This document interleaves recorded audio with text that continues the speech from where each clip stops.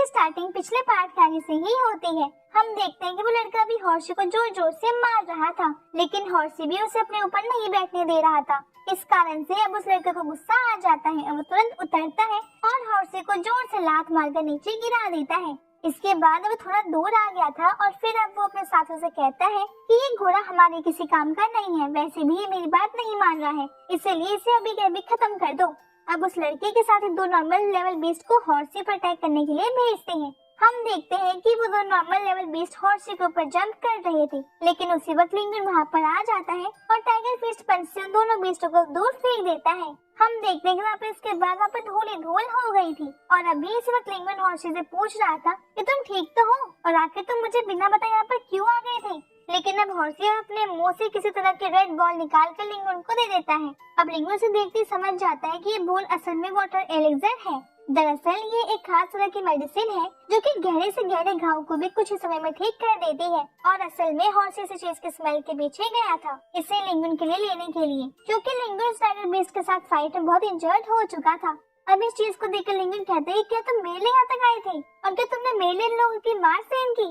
लेकिन अब इस बात से उसे भी गुस्सा आ रहा था। अब वो खड़ा होता है और इन लोगों से कहते हैं कि तुम्हारी हिम्मत कैसी हुई मेरे दोस्त पर हमला करने की, मैं तुम लोग को इस चीज की सजा देकर रहूंगा। अब इस बात पर वो लोग पहले तो हंसने लगते हैं और फिर उनमें से एक आगे आता है और लिंगन से कहता है कि अरे तुम्हें कितनी बड़ी बड़ी बातें कर रहे हो, अभी भी वक्त है, फाइट मत करो और इस घोड़े को कहो कि हमारी बात मान ले, इसके बदले हम तुम्हें जाने देंगे और साथ ही हमारे मास्टर तुमसे खुश होकर तुम्हें इनाम भी देंगे। लेकिन इस बात पर लिंगन को और ज्यादा गुस्सा आ जाता है और वो तुरंत ही उस आदमी को पंच कर दूर फेंक देता है। अब हम देखते हैं कि उस लड़के के दो और साथी आगे आते हैं और लिंगन पर हमला करने लगते हैं, लेकिन लिंगन उन्हें भी बहुत ही फास्ट हरा देता है। हम देखते हैं कि वो एक के ऊपर तो पैर रखकर आगे बढ़ रहा था।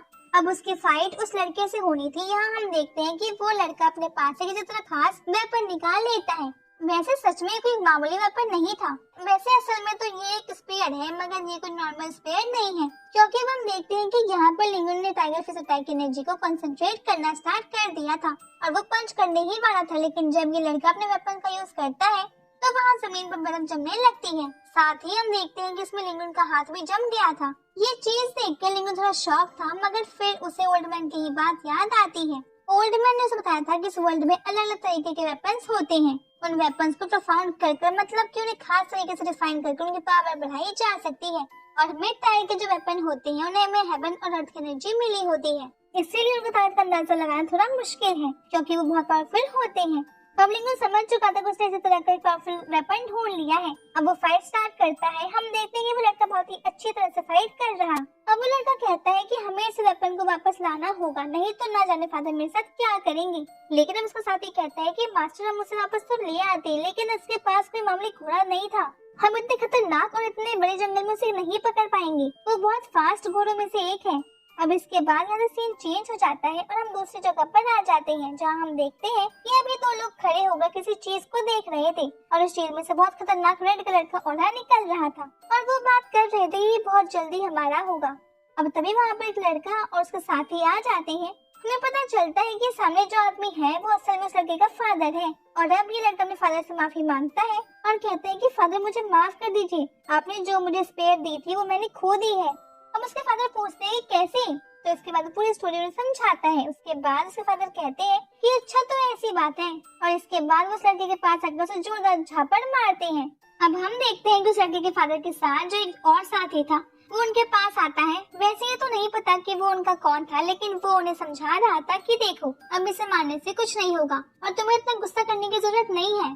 तो अब उसकी बातों से ये लग रहा था कि वो शायद इस लड़के का चाचा ही होगा, इसलिए तो उस लड़के की साइड ले रहा है। वो उस आदमी को समझाते हैं कि देखो हम जिससे फाइट करने वाले हैं वो हजारों सालों से कैद है, तो इसका मतलब उसका कल्टिवेशन लेवल पहले से बहुत ज्यादा नीचे गिर चुका होगा, इसलिए भी चिंता करने की जरूरत नहीं है, हम अभी भी उसे हरा सकते हैं। और अब वो आदमी दूसरा आदमी भी कहता है कि हाँ हमारे पास अब और दूसरा कोई रास्ता भी नहीं है, इस नालायक की वजह से अब वो हम तीनों को ही इससे फाइट करनी होगी।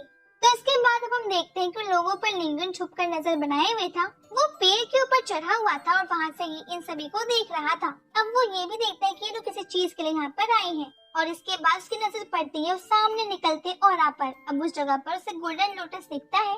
वो उसे देखकर शौक तो था पर मन ही मन बहुत खुश भी था। वो उसे देखकर कहता है कि तो गोल्डन लोटस है, कमाल है, मुझे आज ही एक दिन में सारी रेयर चीजें मिल गई। चलो ये तो मेरी किस्मत थी। अब मुझे इसे किसी भी तरह से लेकर यहाँ से निकलना होगा। लेकिन मैं जानता हूँ कि इसे लेना इतना आसान नहीं होगा। दरअसल ये पहाड़ी पर है तो कोई भी इसे कभी भी ले सकता था, लेकिन अभी तक ये यहाँ पर इस कारण से है क्योंकि इस लोटस कोई भी सीधे उखाड़ कर नहीं निकाल सकता, बल्कि इसके रिश्ते बहुत पावरफुल क्रिएचर करता है और वो एक स्पिरिचुअल क्रिएचर है। जैसे कि हमें पता है कि हजारों सालों से वो यहाँ पे कैद है, तो इसका मतलब बहुत ज्यादा स्ट्रॉन्ग तो जरूर होगा। अब इसके बाद लिंगन भी उस वेपन को देखता है और खुद से ही कहता है कि अब मुझे पता चला क्या कि तुम मेरे पास चलकर क्यों आए हो। लगता है तुम चाहते थे कि उस फ्लावर को मैं ही लूं। चलो तुम्हारी इच्छा पूरी करते हैं। लेकिन लिंगन अभी भी आगे नहीं बढ़ा था, वो वही सही मौके का इंतजार कर रहा था। अब यहाँ पर हम देखते हैं कि अचानक से एक ब्लास्ट होता है और वो एनर्जी और बहुत ताकत से फैलने लगता है। असल में अब उस क्रिएचर के बाहर आने का टाइम हो चुका था। हम देखते हैं कि वो बड़ा ही भयानक क्रिएचर था और बहुत ही बड़ा भी था और साथ ही बहुत खतरनाक और पावरफुल भी लग रहा था। मगर ये लोग उसे देखकर डरे नहीं थे क्योंकि ये पहले ही जानते थे कि इनका सामना किसी चीज से होने वाला है।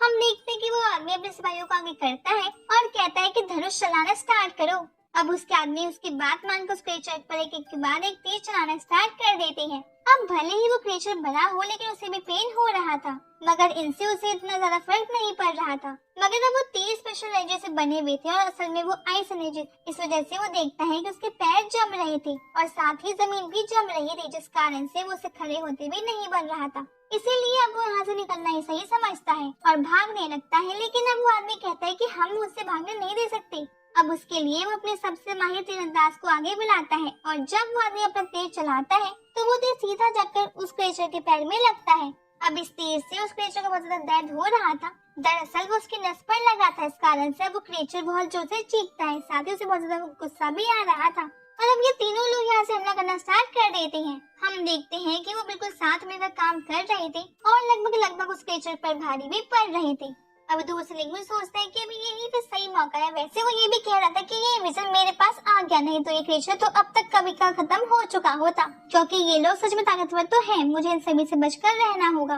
और इसके बाद अब अपना स्वॉर्ड बॉक्स निकालता है और कहता है कि तुम्हें मेरी फिर से हेल्प करनी होगी। इसके बाद अब वो उसे वहीं पे हवा में रखता है और उसके ऊपर खड़े होने की कोशिश करता है। ये तो हमने पिछले पार्ट में भी देख लिया था कि अब अपने स्वॉर्ड बॉक्स को स्पिरिचुअली कंट्रोल कर सकता था, तो इसका मतलब वो उसके जरिए उड़ भी सकता है।